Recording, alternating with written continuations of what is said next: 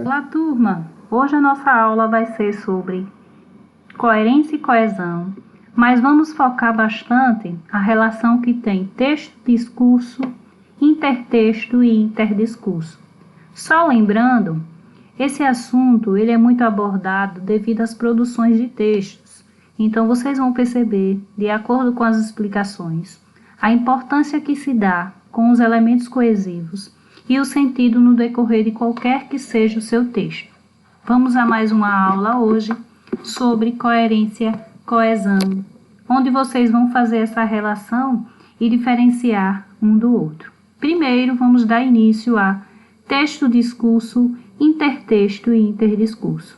Só lembrando que tudo que influencia dentro do seu texto faz relação ao enunciado. O enunciado é tudo que o interlocutor enuncia, é toda a comunicação que ele transmite para o seu receptor. O texto, como vocês sabem, é uma unidade linguística concreta, porque todo o texto ele vai se basear em um contexto. Só lembrando que dentro do seu texto, vocês vão ter que observar sempre a questão da coerência e da coesão. O discurso, como vocês sabem, é a atividade, é a comunicação que se dá dentro do enunciado. Vamos agora abordar de forma mais sucinta o que seria essa relação de intertextualidade. Quando é que vocês vão perceber essa intertextualidade? Quando houver dois textos, onde um vai se relacionar ao outro, dentro do tema, dentro do contexto. Interdiscursividade é a relação que vai se dar principalmente entre os discursos, ou seja, o contexto de fala. Já a paródia, a gente pode pensar também essa relação de intertextualidade, porque é por meio da paródia, onde vocês vão perceber a relação que há entre a intertextualidade, porque sempre você vai relacionar um texto e citar outro texto. Lembrando que a paródia é um texto muito interessante, onde vocês podem sempre fazer relação a uma temática ou qualquer contexto que esteja sendo dirigido. Vamos observar agora como é que se dá a coerência e a coesão.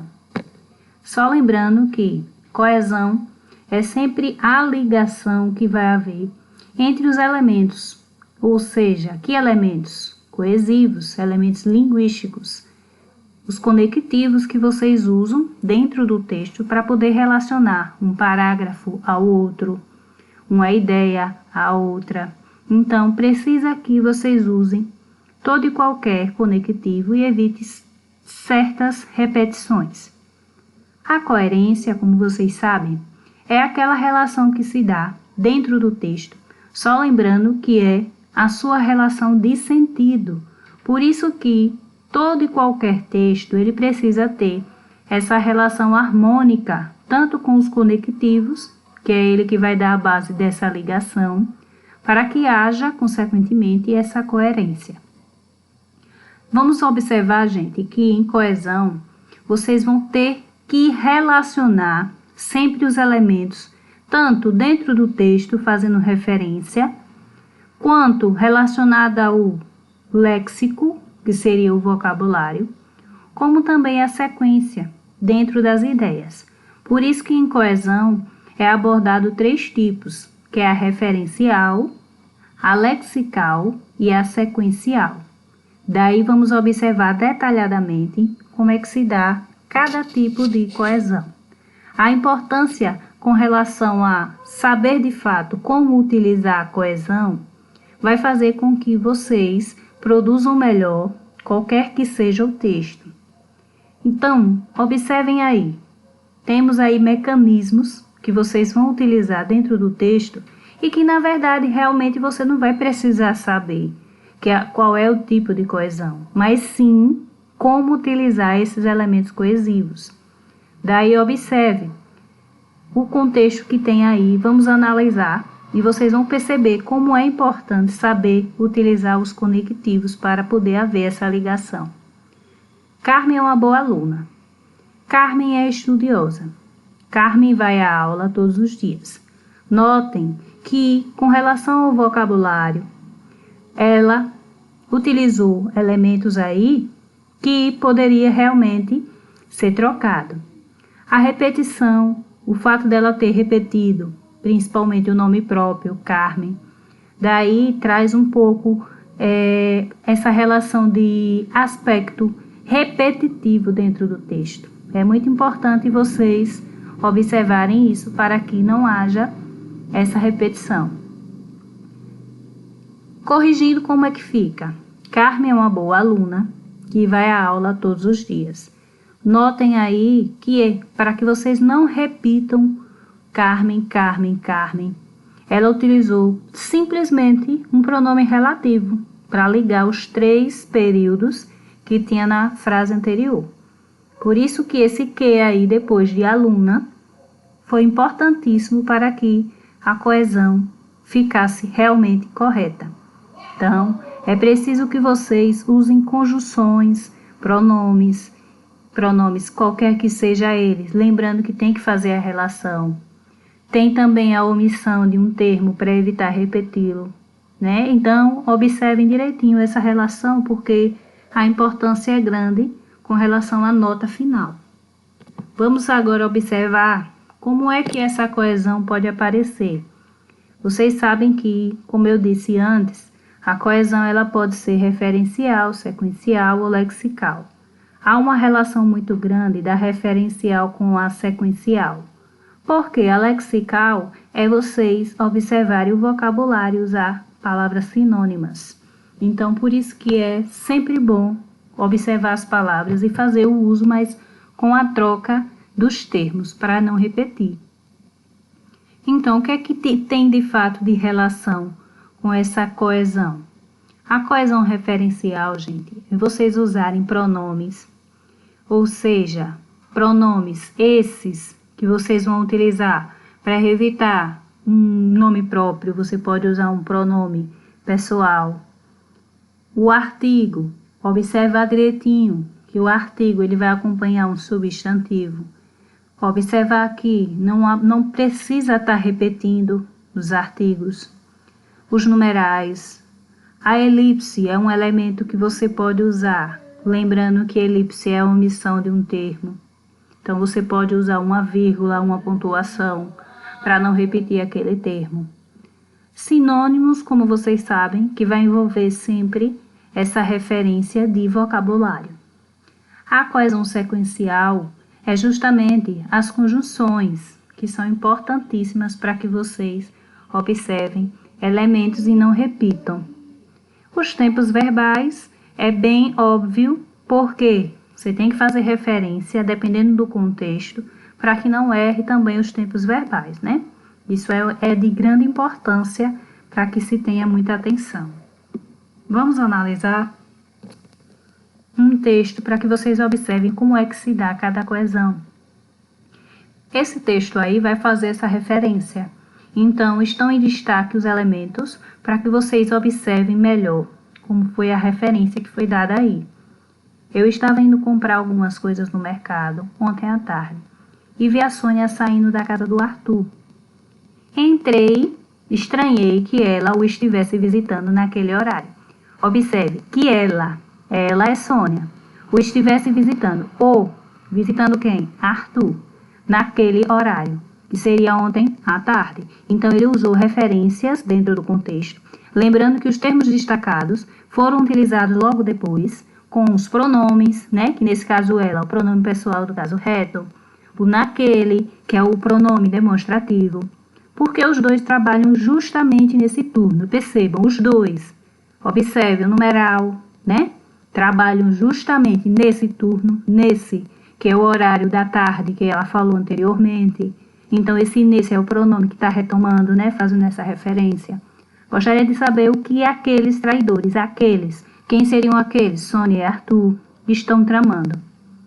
Tenho notado que eles andam muito estranhos nos últimos tempos. Então, notem que as referências que foram feitas aí no texto é justamente para que vocês tenham esse domínio referencial, para não repetir os nomes próprios, Sônia e Arthur, para não repetir ontem à tarde. Então, isso é uma técnica utilizada para que não deixe o texto enfadonho, né? Repetitivo. Já a coesão sequencial é também essa relação, porém, observe que vocês vão usar conjunções e os tempos verbais são de grande importância. A sexualidade ainda é um tabu. Por isso, observe o elemento, algumas pessoas sentem vergonha do próprio corpo. A cultura brasileira é o resultado da miscigenação de imigrantes de diversas origens. No entanto, percebe-se ainda a persistência no preconceito diante das religiões não europeias. Pode-se não concordar com opiniões contrárias, desde que se respeite os diversos pontos de vista. Então, note que os elementos que foram utilizados na sequência dão essa ideia de coesão e traz um sentido ao texto. O por isso, que traz essa relação de conclusão, o no entanto, que dá essa ideia de oposição, e o desde que dá essa referência relacionada também, tanto a uma condição quanto a um tempo. Por isso que é de grande importância você observar e saber como utilizar esses elementos dentro do texto. Vamos agora observar a coesão lexical. Lembrando que léxico é vocabulário, é você utilizar palavras sinônimas. Lembrando que você pode usar a hiperonímia e a hiponímia, que nós já vimos também em unidades anteriores. Enquanto esperavam a menininha, veio ao meu encontro. A garota parecia assustada. Observe, menininha, no outro termo ele usou garota. O avião já havia levantado o voo. De repente, o aparelho começou a fazer um ruído ensurdecedor. Perceba, avião, aparelho, hiperonímia, para que você não repita a palavra avião. Procurei por alguns minutos a bendita ferramenta, mas acabei desistindo, pois não achei o martelo que meu pai queria. Observe, ferramenta, martelo, usou hiponímia. Então, são termos que você precisa ter um domínio maior para produzir um texto que também não tenha essa relação repetitiva. Daí, gente, vocês notem que tudo o que foi dito anteriormente envolve sempre o texto. Então, texto é aquela unidade significativa, que vai incluir tudo o que foi dito. E o contexto é algo que vai fazer referência ao todo, à relação que se dá naquela situação. Note que é uma grande importância você saber diferenciar um do outro. Só que, lembrando que o contexto está dentro, quando se faz a relação de um texto. É aquela unidade organizada, o texto, que está dentro do contexto. E o contexto é o conjunto de circunstâncias, que vai garantir que você entenda melhor um texto. Por isso que é importante você ter essa relação de coerência e coesão. Finalizando a nossa aula, daí vocês percebam, dentro dos trechos aí, como é que se dá essa relação texto, contexto e intertexto. Texto, observe, tempos modernos. E não há tempo que volte, amor. Vamos viver tudo o que há para viver. Vamos nos permitir. O texto. Esse texto foi utilizado em um contexto. O que eu só vejo em você. Porque não há tempo que volte, amor. Como condição, como diz a linda canção. E não há tempo que falte o amor, pode ver na escuridão. Ele relacionou o texto à relação que se deu dentro do contexto. E o intertexto é essa relação, que vocês sabem, de um texto dentro do outro. Portanto, a referência que se deu à canção do exílio, à canção de regresso à pátria, onde ele diz, minha terra tem palmeiras, onde canta o sabiá, e não há tempo que falte o amor, as aves que aqui gorjeiam, pode ver na escuridão, não gorjeiam como lá. A canção de regresso à pátria, minha terra tem palmeiras, onde gorjeia o mar, os passarinhos daqui não cantam como os de lá. Ele usou o intertexto, pegou um texto e fez referência ao outro texto para poder dar essa relação. Então, gente, essa foi mais uma aula onde vocês compreenderam e fizeram essa relação para que a gente possa, na aula seguinte, seguir com a relação de texto, contexto e intertexto. Obrigada a todos, tenham bom dia. Até a próxima aula.